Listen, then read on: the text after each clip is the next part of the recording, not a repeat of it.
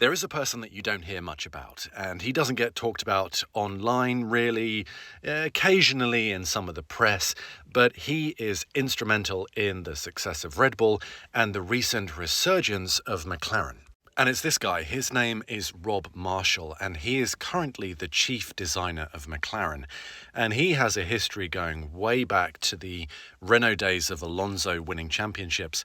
But the vast majority of his time he has spent at Red Bull, 17 years at Red Bull, overseeing Max's championships and Vettel's championships, and, was there for the vast majority of their history.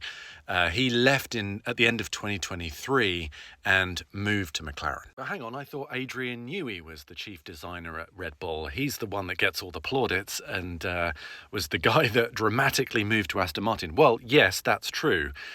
Think of it this way. Adrian Newey is the architect and Rob Marshall is the builder. He is the mechanic, the chief mechanic that makes it all happen. He's on the ground designing components, installing components, fixing components, updating components, making things work.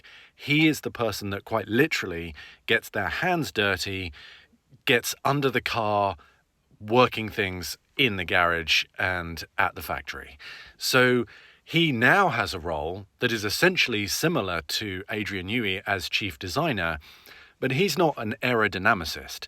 Newey was and is famous for being able to see airflow, right? And that's not Rob Marshall's job. He is much more of an engineer. So now he's at McLaren. He has a very close collaboration with Peter Prodromou, who is the aerodynamicist at McLaren. He's sort of the Adrian Newey of McLaren. And while it's not exactly the same dynamic, of course, that collaboration is proving very successful, as we can all see this year. And, last year too, they won the Constructors.